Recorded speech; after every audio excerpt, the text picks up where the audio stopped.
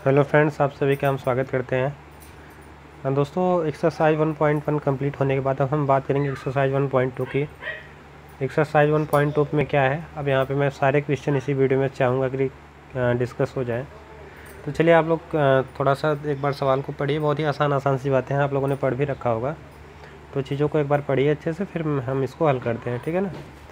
ये थोड़ा सा आसान चैप्टर है, पहला चैप्टर है, तो इसलिए मैं चाहूँगा कि यहाँ से आप लोग तनिक भी लापरवाही न करें, ठीक है ना।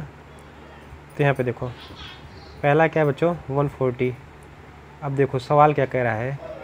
सवाल कह रहा है कि इसको अभाज्य गुणनखंड के रूप में व्यक्त करना है। यहाँ पे दो वर्ड आए हैं, मैं इनका पहले आपको थोड़ा सा डिटेल में समझा देता हूँ।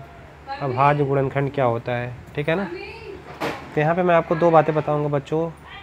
एक होता है भाज्य, एक अभाज्य। इन दो बातों को आपने पढ़ भी रखा होगा, बहुत बच्चों को आता भी होगा, फिर भी मैं चाहता हूँ कि चीज़ें बिल्कुल क्लियर हो जाए, ठीक है।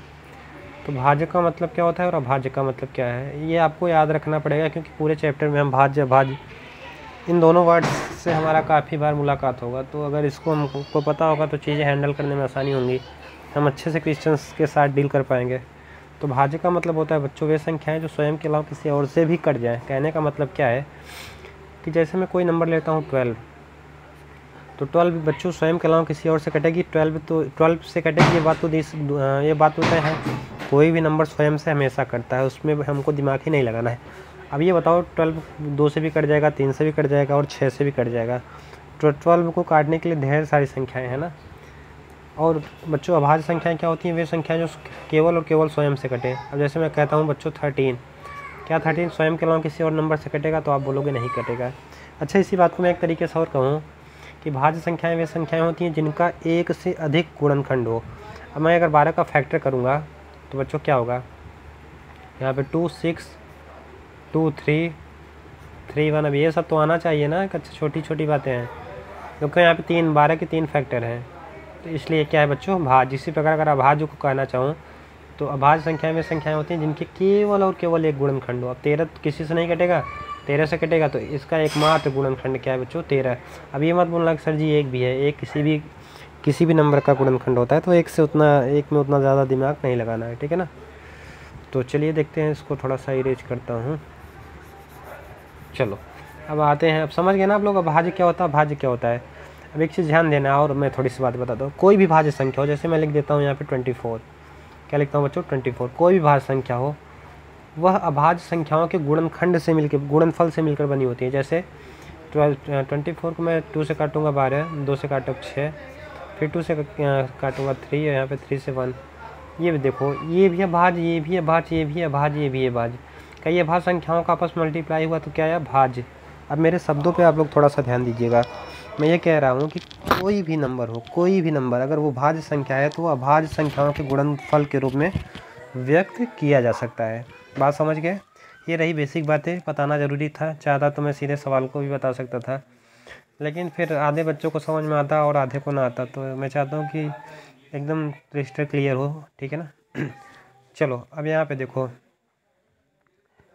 यहाँ से यार मेरा थोड़ा सा तकलीफ़ ये है ना कि अभी मैं इसमें अभ्यस्त नहीं हुआ हूँ, तो आप लोग थोड़ा सा मैनेज करो यार। चलो इसको 2 से डिवाइड करो, क्या आएगा 70, 2 से करो 35, यहाँ पे क्या करो 5 से 7, फिर 7 से करो 1। इसका मतलब क्या है कि अगर मैं 140 को फैक्टर के फॉर्म लिखना चाहूँ तो क्या लिख सकता हूँ, यहाँ पे आप लोग समझना। 140 इज इक्वल टू, देखो 2 इंटू 2 इंटू 5 इंटू 7। अब यहाँ पे देखो 2 इंटू 2 का मतलब क्या बच्चों, 2 की पावर 2 इंटू 5 इंटू 7। यही इस आपका आंसर होगा। ये अभाज्य गुणनखंड के रूप में मैंने लिख दिया, ठीक है ना। ये आपका पहले का आंसर होगा। देखो इसमें 1 2 3 5 सवाल है, तो पहला सवाल मैंने बता दिया। तो चाहो तो वीडियो आप लोग पॉज करो, उसके बाद से क्वेश्चन खुद से ट्राई करो। ये करने का तरीका होता है बच्चों, ठीक है ना। बाकी नहीं तो मैं तो बताने के लिए यहाँ पे आया ही हूँ, तो मैं तो बताऊँगा। कोशिश करो खुद से लग जाए तो ये सवाल आगे बढ़ जाओ, दूसरे में पहुँच जाओ। तो आप लोगों को कोशिश करना है खुद से लगाने की, ठीक है ना। फिर बाद में वीडियो देखना अगर कहीं दिक्कत होगी। चलो आ जाते हैं दूसरे पे। दूसरा क्या है बच्चों, 156। चलो 156 को डिवाइड करो 2 से, क्या आएगा 78। फिर 2 से करो, क्या आएगा बच्चों 34। यहाँ पे इसको 1 मिनट स्क्रीन स्किप करो थोड़ा सा। यहाँ पे क्या आएगा बच्चों 39, यहाँ पे 3 से करो क्या आएगा बच्चों 13, फिर 3 से करेंगे क्या है 13 से करेंगे क्या आएगा 1। आपको फैक्टर करना आना चाहिए, आपको गुणनखंड करना आना चाहिए, ठीक है ना। फिर बहुत ही सिंपल बातें हैं। अब 156 को बस इसको कैसे बनता है 2 × 2 × 3 × 13 से। अब यहाँ पे 156 बच्चों 2 × 2 का मतलब होता है 2 की पावर 2 × 3 × 13। ये मैंने 156 को भाज्य गुणनखंड के रूप में लिख दिया और ये आप सवाल का दूसरा आंसर हो जाएगा, ठीक है ना। ये आपको नहीं, एक चीज़ और यहाँ पे थोड़ा सा बता देता हूँ, बहुत बच्चे बहादुर बच्चे हैं तो उनको समझ नहीं आता। ये आपको नहीं करना है, ये आपका काम ये है, ठीक है ना। ये रफ काम था, ये आपका फेयर काम है, बात समझ रहे हो ना। नोट करते चलो। चलो अब क्वेश्चन नंबर 3 पे आ जाते हैं। क्वेश्चन नंबर 3 आपसे क्या कह रहा है बच्चों, यहाँ पे देखो ध्यान से। कह रहा है कि 3 8 में थोड़ा सा बड़ा भी लिख सकता हूँ, कोई दिक्कत नहीं है, काफ़ी स्पेस है। चलो अब यहाँ पे देखो। अच्छा, बहुत बच्चों को यहाँ पे विभाज्यता का नियम नहीं आता होगा, तो मैं बता देता हूँ। किसी भी नंबर को के अंकों को अगर ऐड करने पर वो अंक 3 से विभाजित हो रहे हैं तो पूरा नंबर 3 से विभाजित होगा। कहने का मतलब जैसे 8 3 11 2 13 5 18, 18 3 से विभाजित होता है, 18 को भी चाहो जोड़ लो, 8 1 9, 9 3 से विभाजित होता है, इसका मतलब पूरा नंबर 3 से विभाजित हो जाएगा, ठीक है ना। अब भाग दे के चेक करने की ज़रूरत नहीं है। यहाँ पे 3 1 3, 3 2 6, 3 7 21, 3 5 15, क्लियर है ना। यहाँ पे फिर से 12 7 5 12 कट जाएगा, 3 चौके 12, 3 दूनी 6 और 3 5 15, ठीक है ना। अब यहाँ पे देखो 5 2 7 4 11। अब ये बच्चों 3 से तो कटेगा नहीं, साफ साफ दिख रहा है किससे कटेगा 5 से। तो यहाँ पे 8 5 40 2 और 5 5 25, तो ये किससे कटेगा बच्चों 5 से। 5 1 5, 5 7 35, ये बच्चों किससे कटेगा 17 या फिर 17 से। एक आया। फिर आपको कुछ नहीं करना है, आपको ये फेयर, अब मैं जो लिख रहा हूँ ना, ये आपका फेयर काम है। इसको एग्जामिनेशन हॉल में आपको ऐसे परफॉर्म करना है, ना कि आपको ऐसे बच्चों की तरह यहाँ पे गुणनखंड करके दिखाना है। ये बात आप लोग ध्यान देना, ठीक है ना। तो क्या लिखोगे बच्चों 3 × 3 × 5 × 5 × 17। यहाँ पे बच्चों 3 8 2 5। अब यहाँ पे देखो 3 × 3 का मतलब 3 की पावर 2, 5 × 5 का मतलब 5 की पावर 2, क्या बचा 17, ठीक है ना। तो ये आपका बच्चों क्या हो गया आंसर, ये अभाज्य गुणनखंड है, ठीक है ना। अब आ जाते हैं चौथे क्वेश्चन पे। ऐसे ही आपको, ये आपका फेयर काम है, ठीक है ना, ये आपका रफ काम है। अब मैं यहाँ पे डायरेक्ट इसको ऐसे लिखता जाऊँ तो आप लोगों को समझ में नहीं आएगा ना, इसलिए गुणनखंड करना पड़ रहा है। बहुत ही आसान बातें हैं बच्चों, आप लोग ज़्यादा इसको लेकर ज़्यादा हाइप मत होना, ठीक है ना। अब इसको मैं रफ कर दे रहा हूँ, जो बच्चों को तकलीफ़ होगा वो 1 2 बार देखेंगे और कहेंगे तो मैं उनको विभाज्यता का नियम अलग से वीडियो डाल दूँगा 15 20 मिनट का, तो कट करना समझ में आएगा, कौन 2 से कटेगा, कौन 5 से, कौन 7 से, कौन 13 से, कौन 11 से, क्लियर हो जाएगा। चलो क्वेश्चन नंबर 4 है बच्चों। क्या है बच्चों आप बताओ 5005। चलो साफ साफ दिख रहा है बच्चों, ये किससे कटने वाला है, 2 से कटेगा नहीं, 3 से कटेगा नहीं, किससे कटेगा 5 से। 5 1 5, 5 1 5, फिर काटो बच्चों, यहाँ पे 1 आएगा यार। चलो अब ये किससे कटेगा बच्चों, एक चीज़ मैं बताता हूँ, ये 3 अभाज्य संख्याओं का गुणनफल है। ये 1001 किसका 7 11 13 का। तो आप लोग चेक कर लेना, 7 से करो, 7 1 7, 7 चौक 28, 7 1 21, इसको 11 से काटो, 11 1 11, 11 3 33, है ना। अब ये किससे कटेगा बच्चों 13 से। इसका मतलब बच्चों आप लोग 5005 को क्या लिख सकते हो, मुझे बताओ क्या लिख सकते हो। अभी भी किसी को तकलीफ़ नहीं होनी चाहिए, क्वेश्चन आप खुद से बनाने की कोशिश करो, ठीक है ना। क्या लिखोगे बच्चों 5 × 7 × 11 × 13, यही आपका क्या हो जाएगा बच्चों आंसर। बिल्कुल क्लियर है, कहीं तकलीफ़ नहीं है ना। अब मैं चलता हूँ क्वेश्चन नंबर 5 पे, ठीक है। तो इसको रफ कर दे, किसी कोई तकलीफ़ नहीं है ना। यहाँ पे आप पूछोगे कैसे आ गया 7 से कैसे कट गया, तो इसका मतलब ये है बच्चों कि आपको विभाज्यता का नियम नहीं आता। विभाज्यता का नियम आए नहीं तो आप लोग भाग देके भी चेक कर सकते हो, ठीक है ना।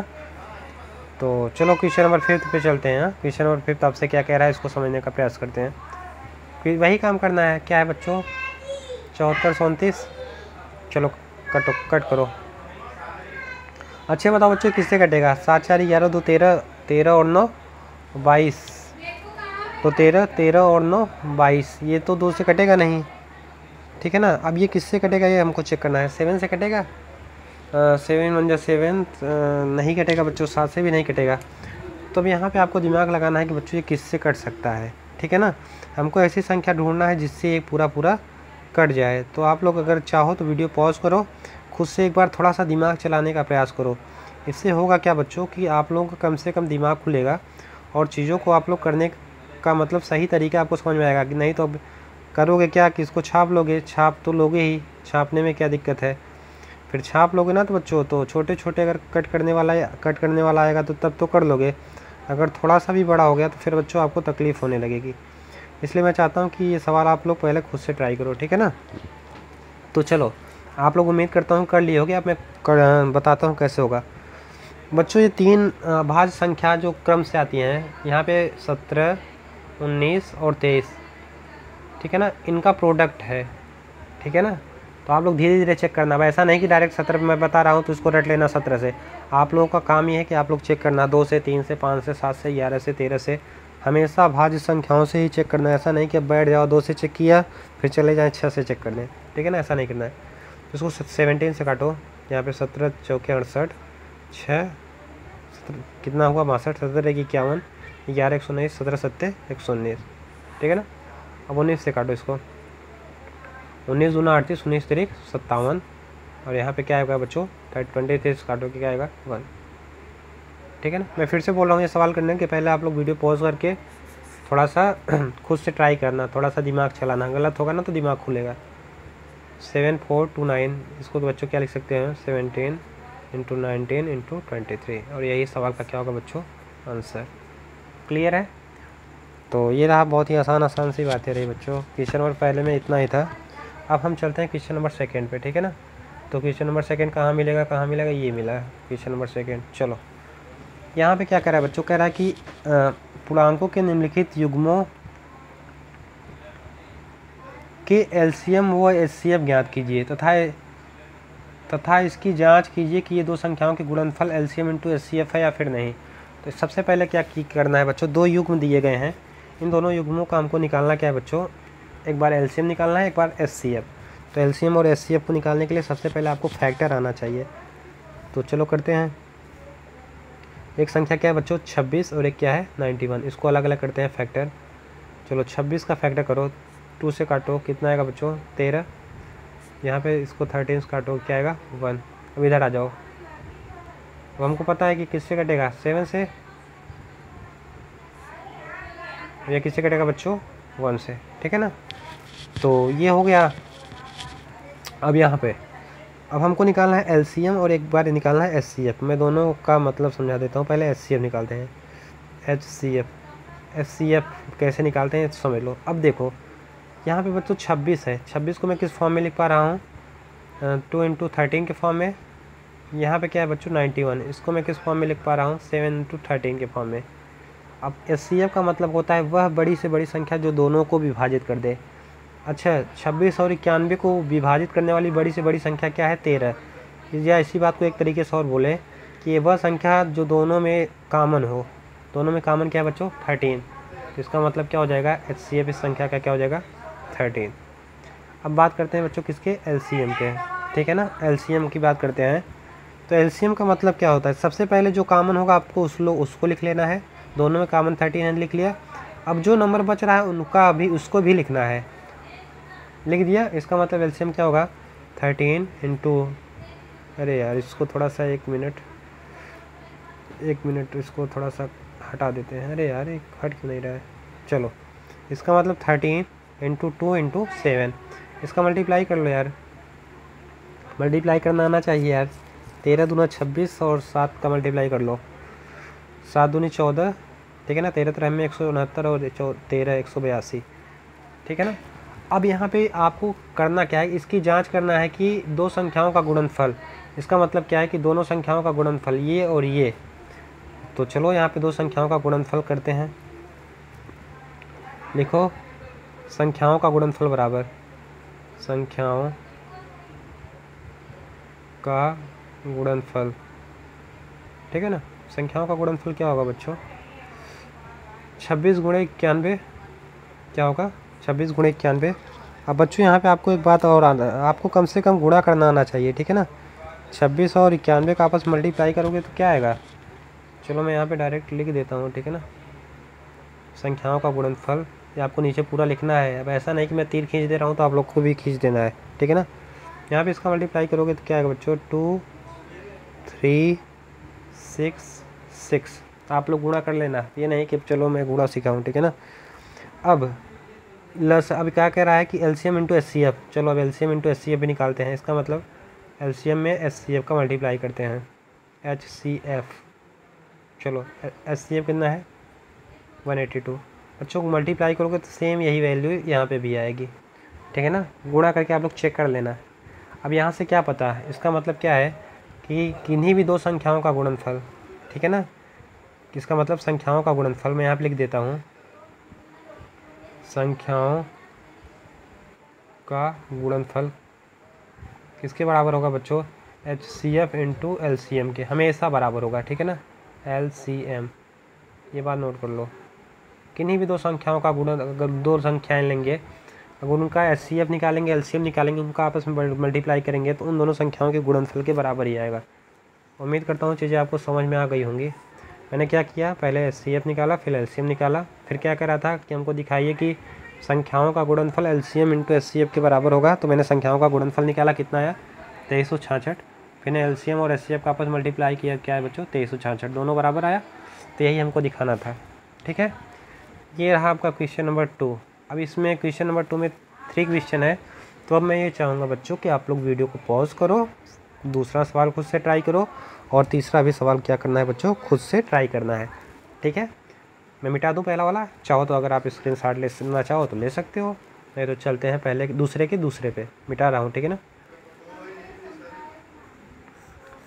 चलो बच्चों आराम से सीखना है यार। अगर 2 मिनट वीडियो तेज़ कर दें या फिर इसमें बहुत ज़्यादा एडिट कर दें, कोई मतलब नहीं है, ठीक है ना।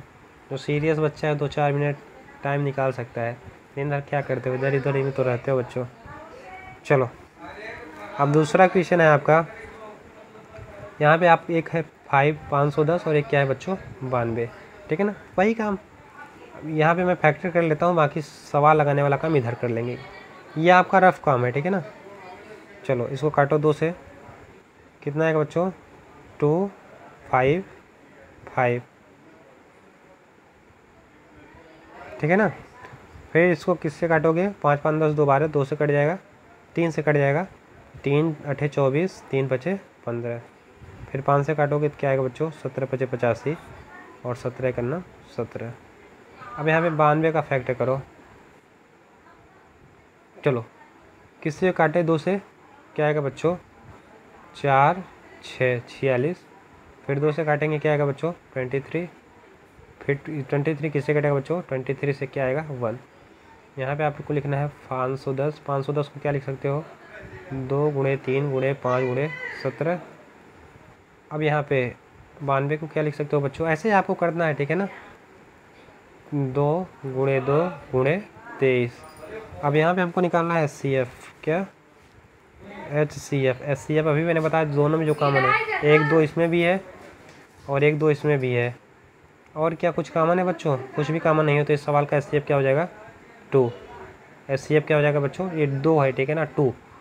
अब निकालेंगे एलसीएम, क्या निकालेंगे, एलसीएम सबसे पहले जो कॉमन है उसको लिख लेंगे, दोनों में कॉमन है। अब जो कॉमन नहीं है उन सबको लिखेंगे।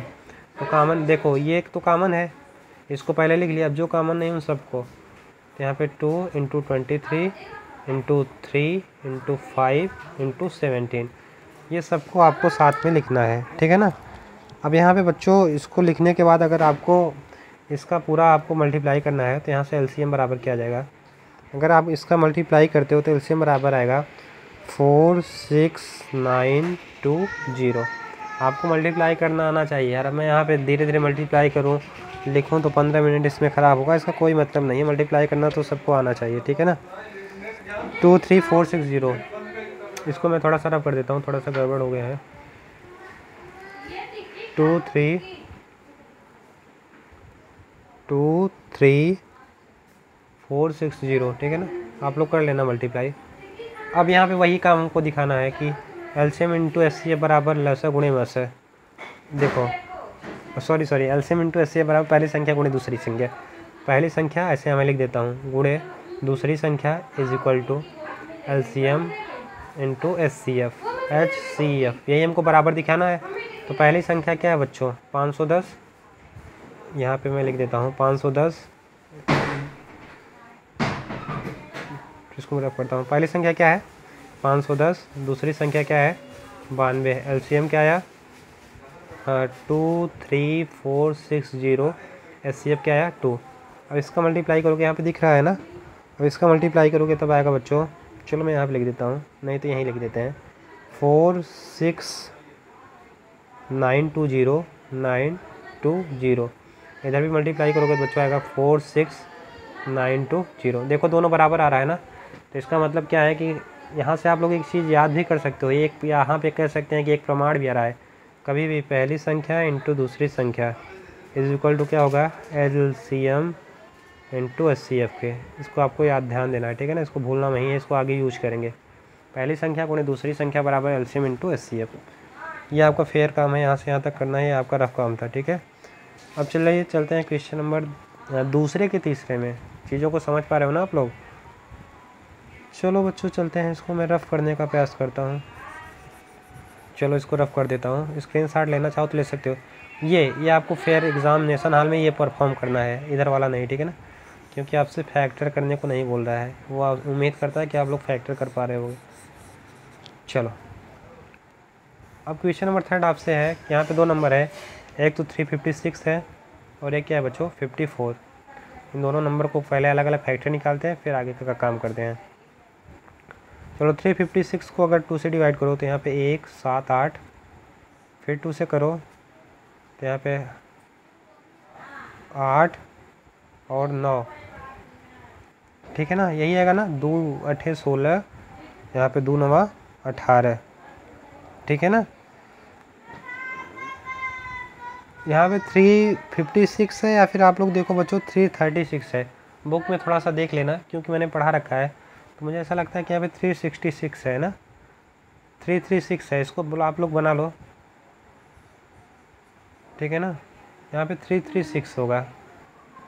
चलो मैं इसको कर देता हूँ 336, ठीक है ना। अब चलो बनाते हैं, कोई दिक्कत नहीं है यार, सवाल हो गया गलत लिख लिया था मैंने, सवाल तो मैंने अपने से ही लिखा था ना। चलो यहाँ पे क्या होगा 54। चलो यहाँ पे 2 से इसको डिवाइड करो बच्चों, क्या आएगा 1, और यहाँ पे क्या आएगा बच्चों 6 8 168। अब यहाँ पे फिर 2 से 8 4 84 बच्चों, यहाँ पे फिर 2 से 42, फिर 2 से 21, फिर 3 से 7 और फिर 7 से 1। इसी प्रकार 54 को 2 से मैं कर रहा हूँ बच्चों, ठीक है ना, चाहता तो मैं डायरेक्ट आंसर इसको बता सकता था, तो आप लोग बगल में ऐसे कर लेना जिससे कभी भी तकलीफ़ ना हो। 27, 3 से 9, 3 से 3 और यहाँ पे 3 से 1, तो आपको ये आपका रफ काम हो गया, ठीक है ना। अब यहाँ पे फेयर काम क्या होगा, 336 को आप क्या लिख सकते हो 2 into 2 into 2 into 2 into 3 into 7। 54 को आप क्या लिख सकते हो 2 इंटू 3 इंटू 3 इंटू 3, है ना। अब निकालेंगे एचसीएफ बराबर क्या होगा, जो दोनों में कॉमन हो, 1 2 दोनों में है, 1 3 दोनों में है, 1 ही 3 इसमें है, इसमें तो 2 3 है लेकिन इसमें 1 ही 3 है, तो यहाँ पे 2 इंटू 3 कॉमन हो जाएगा, 2 2 3 6, इसका मतलब एचसीएफ क्या हो जाएगा 6। अब निकालते हैं बच्चों एलसीएम। एलसीएम कैसे निकालते हैं आप सबको पता है। एलसीएम निकालने के लिए क्या करते हैं बच्चों, एक तो जो दोनों में कॉमन हो उसको लिखेंगे, ठीक है ना, जो दोनों में कॉमन हो उसको लिखेंगे, और फिर दूसरा क्या लिखेंगे बच्चों,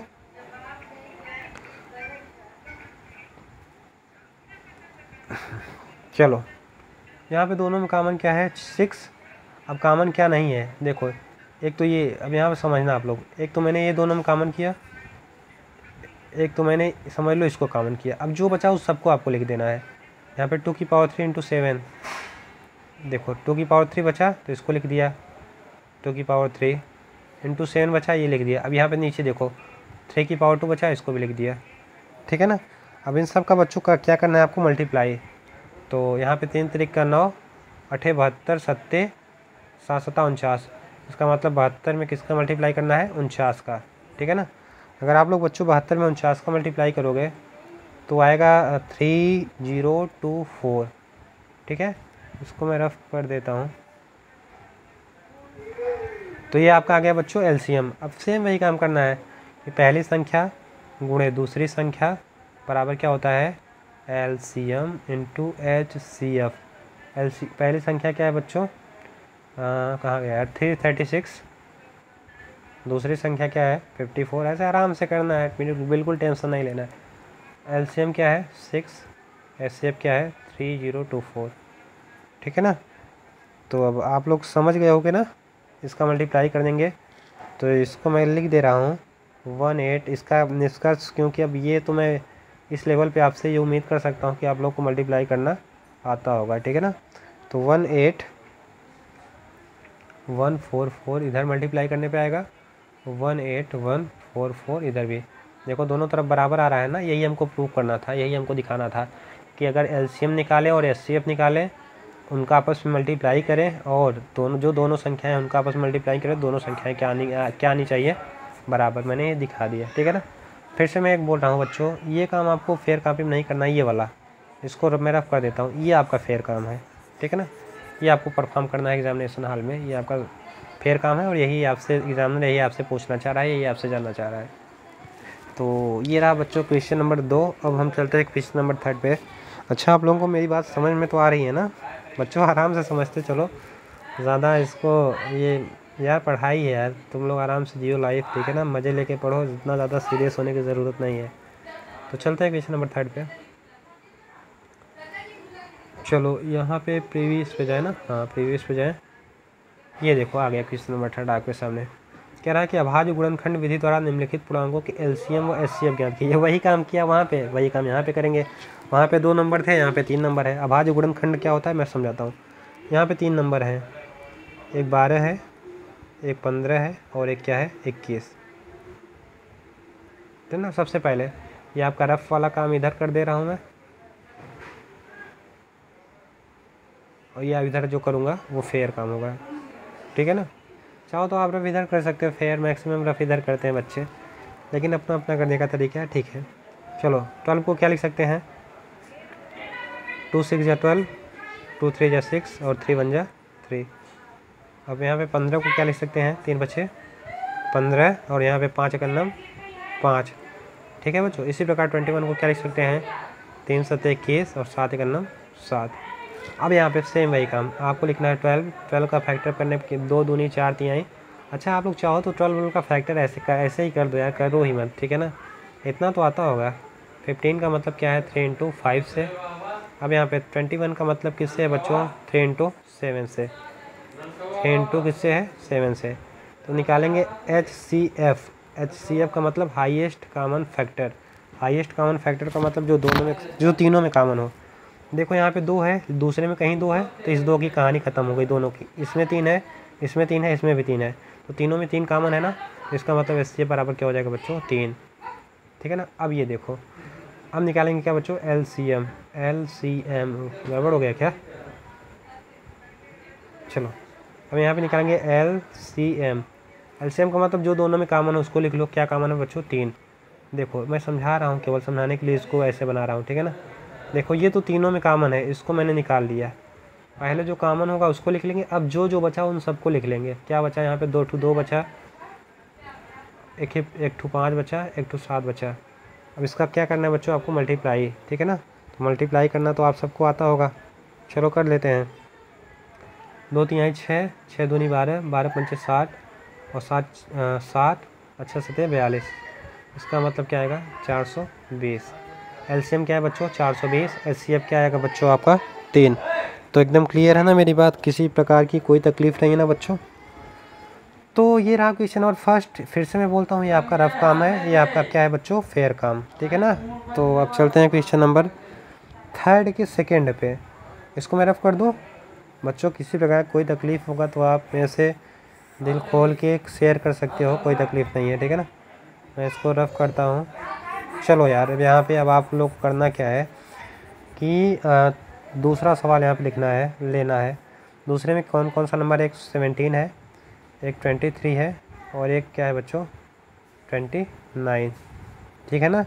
यही 3 नंबर हैं, 17, 23 और 29। इसका सबसे पहले मैं निकालूंगा HCF, फिर निकालूंगा LCM। सेम वही काम है। अब आप कहोगे 17 सर जी किसी से नहीं कटेगा, केवल 17 से कटेगा, तो केवल 17 से ही काट देंगे। आप बोलोगे सर जी 23, तो केवल 23 से ही कटेगा, 23 से ही काटेंगे। आप बोलोगे सर सेम इसी प्रकार 29, 29 केवल 29 से कटेगा, तो यही काटेंगे। ये आपका रफ काम है, मैं बार बार बोल रहा हूँ, ये रफ है। ये आपका इधर वाला काम क्या है बच्चों? फेयर। ये आपको एग्ज़ामिनेशन हॉल में आपको ऐसे ही परफॉर्म करना है। चलो यहाँ पे 17 को क्या लिख सकते हो बच्चों? 17। अब यहाँ पे 23 को क्या लिख सकते हैं? 23 इंटू 1। चलो यहाँ पे 17 इंटू 1, 23 इंटू 1, और यहाँ पे 29 को इसी प्रकार बच्चों क्या लिखेंगे? 29:1। अब HCF का मतलब क्या है? जो सब में कॉमन हो। देखो 1 1 1 सब में कॉमन है। और एक चीज़ ध्यान देना बच्चों, अब आप बोलोगे सर जी इसमें इसके पहले वाले में 21 लिखा था, तो उसमें 2 3 इंटू 7 इंटू 1 क्यों नहीं लिखा था? बच्चों 1 किसी भी नंबर का मल्टीपल होता है, किसी भी नंबर का गुणनखंड होता है, तो 1 को जब चाहो लिख लो। क्योंकि यहाँ पे मेरे को कुछ कॉमन नहीं मिल रहा था, तो कॉमन दिखाने के लिए कम से कम एक तो दिखा दें। बेचारा इतना गरीब मत बनाओ यार इसको। ठीक है ना। तो HCF क्या बन गया? 1, ठीक है। अब बात करते हैं किसकी? LCM की।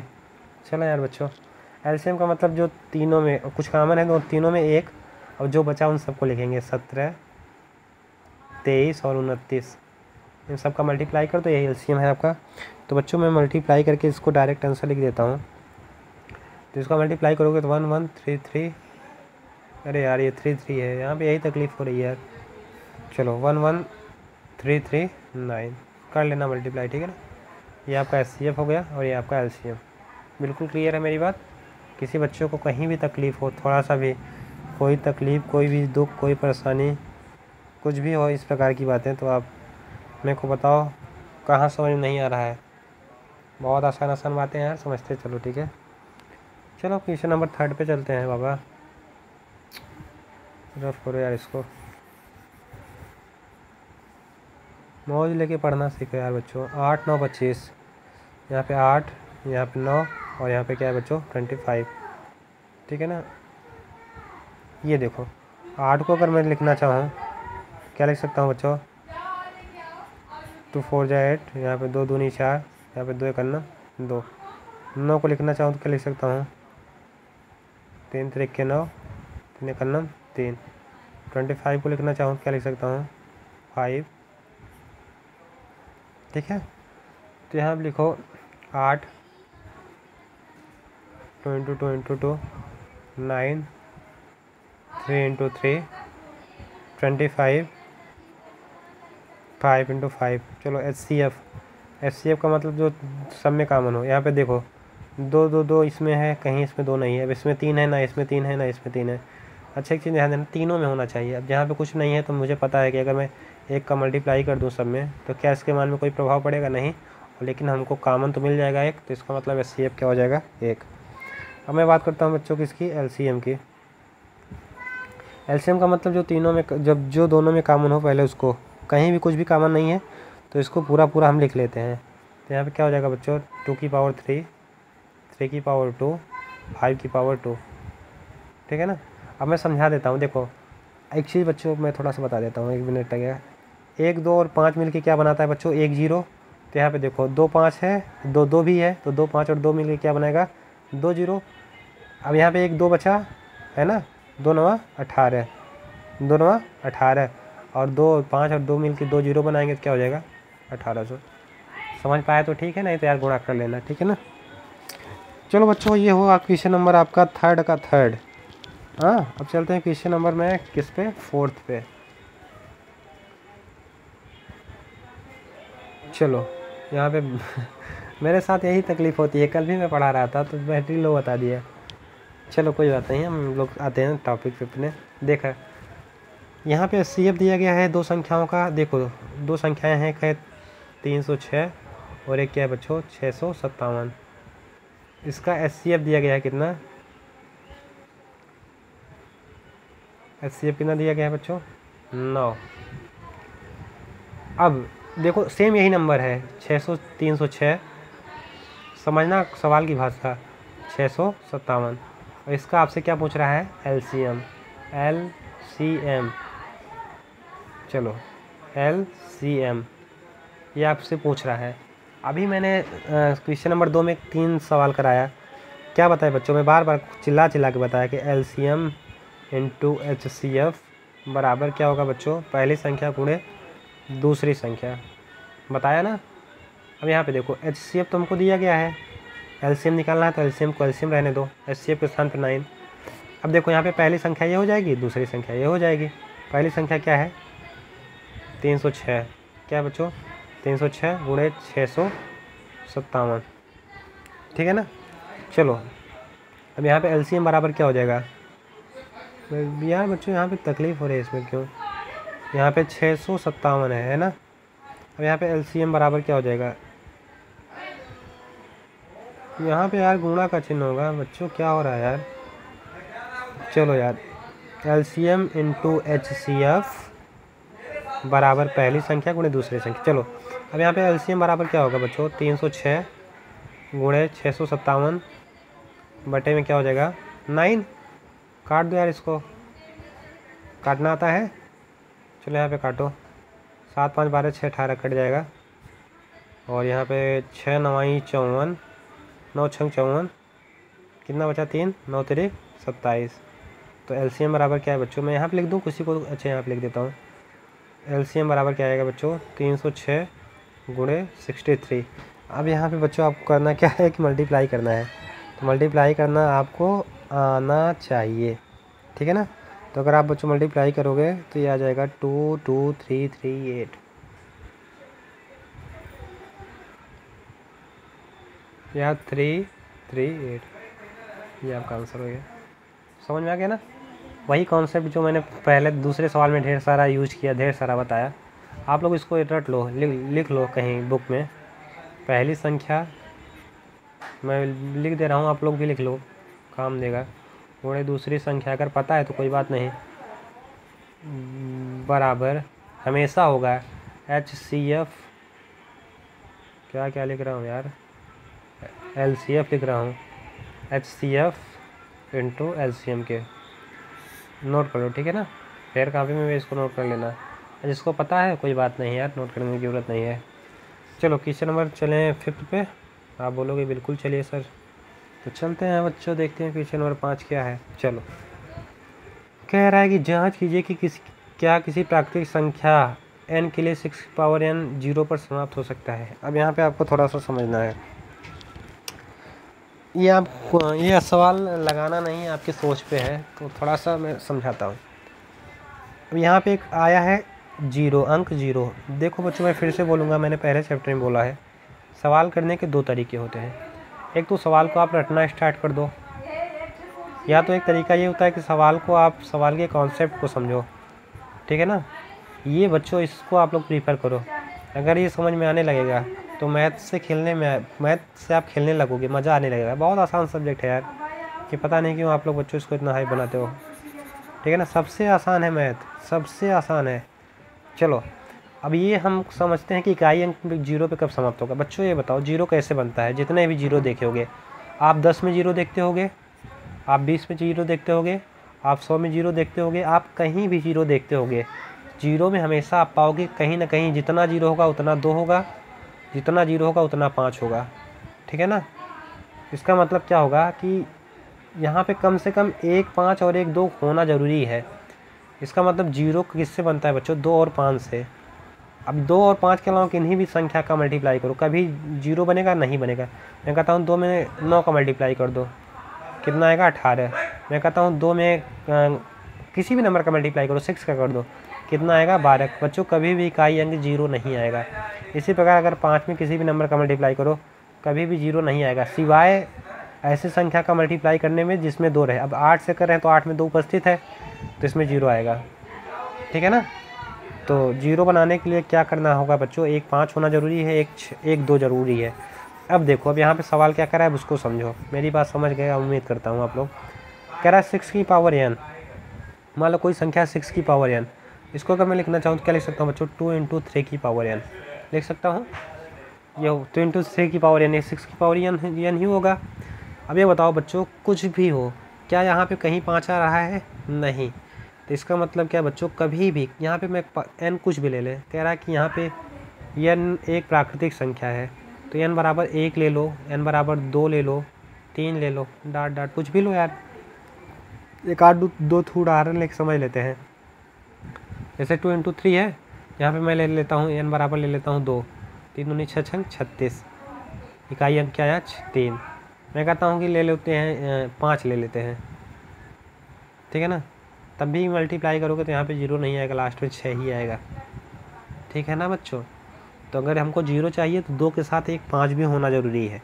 यहाँ पे 5 0 नहीं है, इसलिए यहाँ पे कभी भी 0 नहीं आएगा। तो आपको लिखना यहाँ पे है, क्या लिखना है, क्योंकि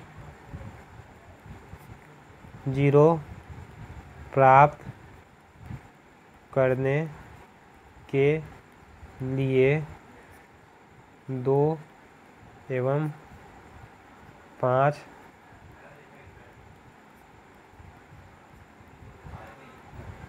ज़रूरत होती है, क्योंकि यहाँ पर ऐसे आपको लिख लेना है। बस समझ गए, मेरे कॉन्सेप्ट समझाना था, आप लोग कॉन्सेप्ट समझ गए तो लैंग्वेज अपनी भाषा में देख सकते हो। यहाँ 5 उपस्थित नहीं है, उपस्थित नहीं है, अतः 6 की पावर n का अंक कभी 0 पर, ये पर है, ठीक है ना, समाप्त नहीं होगा। राइटिंग में मत जाना बच्चों, ठीक है ना, क्लियर है ना। यही आपको लिखना है, समझ गए ना क्यों नहीं होगा, क्योंकि अगर हमको 0 चाहिए तो 2 और 5 को संयुक्त रूप से होना अति अनिवार्य है, अति आवश्यक है।